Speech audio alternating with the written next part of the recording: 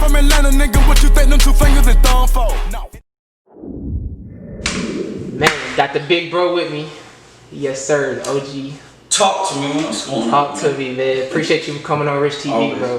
Thank you, man. Like, seeing your transition, going from a player to being a mentor now to sticking with the game, like, it's deeper than inspirational. Because, like, a lot of people play the game and that's it. Like, once that's it. But you took it to a whole nother level where you changing lives. Like, to my closest day one homies, like, you changing a lot of lives, bro. It's real inspirational, bro. Like, I appreciate that. Yes, sir. I appreciate that. Yes, sir. You like, I look at it like a bridge between the young generation and the old generation. So not quite the old head. Nah, bro, you just the bridge, man. I can do that. Yeah, because it's like, it's a disconnect. It's definitely a big disconnect. I feel like with communication, as far as we feel like we not understood, but then I feel like from the older generation, y'all don't listen. We don't listen. We ain't got the work ethic, but it's like you understand both sides. Like, you get it. So I definitely feel like the role you're in with pro movement, like, it's perfect. Yeah, and I went through it. I was only in y'all shoes a few years ago, you know, and I went through and failed miserably at the stuff I was trying to do in terms of, you know, athletics, transferring from school to school to school, not really having a plan. So what I learned is sometimes I can say the same thing that your mom say or your dad may say, but put it in a package it a little bit different. Because, you know, sometimes we hear something from a mom or dad and it's just like, ain't nobody trying to hear that. Yeah, word. You know what I mean? So, but if you have that kind of relationship where you actually, we were in LA Fitness, we were on these black tops, wherever we were, it just comes off a little bit differently, especially when I'm just getting out of it myself. And it's usually, it's like for instance, Ray Allen's shooting coach or Steve Nash's shooting coach, you know, whoever it was, whether, you know, big time name or whatever, they were shooters at a high level somewhere, somehow. So you really can't teach someone something you haven't done, I believe, unless you went through it hands, you know, on through your experience. So I went through it hands on, like I said. That's why they say, like Steve Kerr is such a great coach. Even Mike Jackson can't even get an interview now. Mark Jackson was such a good coach to Curry and Klay Thompson. And that's why, you know. They can relate, like them the shooters, yeah. So they can relate, they've been through it, so they know how to communicate. You got some people that are smart, extremely smart, but you ever hear somebody talk and they just, it sounds like they're going over your head, the vocabulary they use. Word. Like, yo, it sound good. What this man talking about? Like, you know it's right, but you can't even, So what am I doing here? So that's why I try to, you know, illustrate, you know, certain life lessons to the younger generation. Like, look, I want you to be further than I am at this point. And if you want to do it, it's not going to be easy. It's not even going to be fun, especially when others around you aren't doing that. That's going to make it even tougher. But it's just, you're going to have to bite the bullet when you're 25 or 35 or 45. It's going to come. Word. You know what I mean? So when you want to bite the bullet, that's what it really is. And so I try to get that, you know, point to these kids as soon as possible. Some get it. Some don't. For the ones that don't, you know, you wish them the best, but you know, it's tough. But you just gotta reach out to the ones that want help, that say they really want it, and then their actions will speak for themselves after that. That's a fact. Word. So let's get into, like, before you got into pro movement, you're from Atlanta, right? Yeah, Swanee. Yeah. Swanee. Okay, so did you grow up? You got a shout out to them.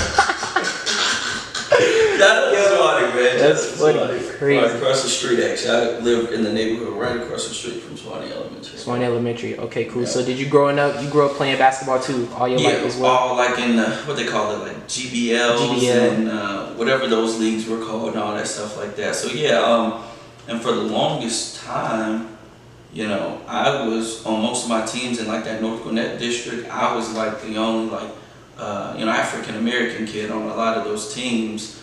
It was a majority white people in those areas, and as we got to like 8th and 9th grade, it started to get more diverse. But yeah, it's been like that for a good minute. Good minute. Where so then, so you went to North Gwinnett High School. So how was it growing up in North Gwinnett playing sports and everything? Yeah, it was okay. So one of my best friends, he came. Hurricane Katrina hit when I was in 9th grade. You were in 9th grade? Yeah, so what year? I don't remember what year. It don't matter, you're older. You're a certified old head. No, I'm bridging the gap. We're bridging the gap. You bridging the gap. We'll give you that. That's crazy. You know what I mean? So, shout out to Renard. He came, and like even to this day, one of my best friends. He's like I said from Louisiana, and he actually made the team our 9th grade year. So it was me and him as the two black kids on there. So that was actually cool because a lot of stuff for so long, I said within North, I was the one black kid, the one black kid. So to have him come, it was good. Really a good shooter. He played.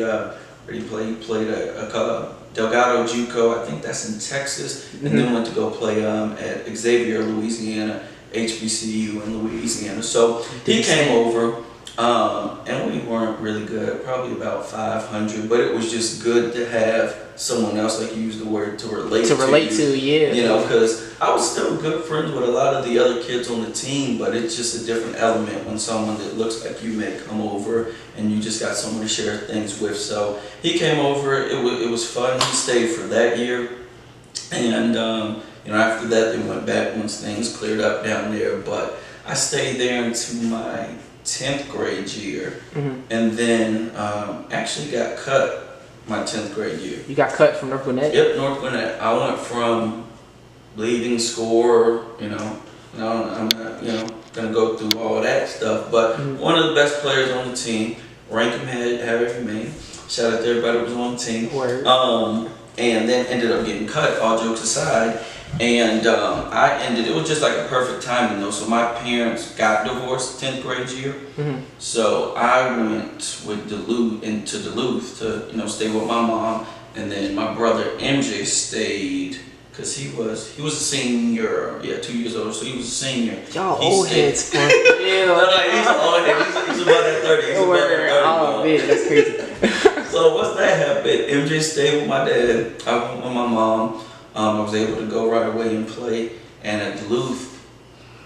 That's when it took off. That's when. No, we were bad. We were old. Yeah, so I played JV my sophomore year.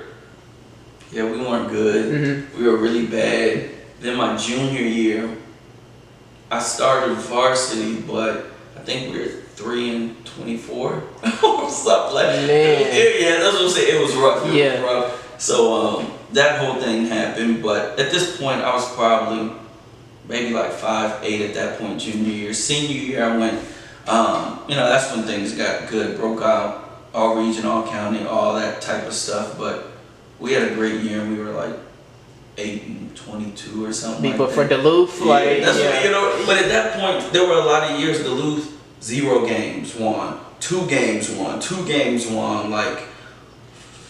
I just know a lot of times people try to schedule Duluth on their senior nights. On purpose, that's tough. I mean, in Gwinnett though, with the powerhouses that's in Gwinnett, Norcross Ridge, y'all going. I know that we not from Atlanta, nigga. What you think them 2 fingers and thumb for? No.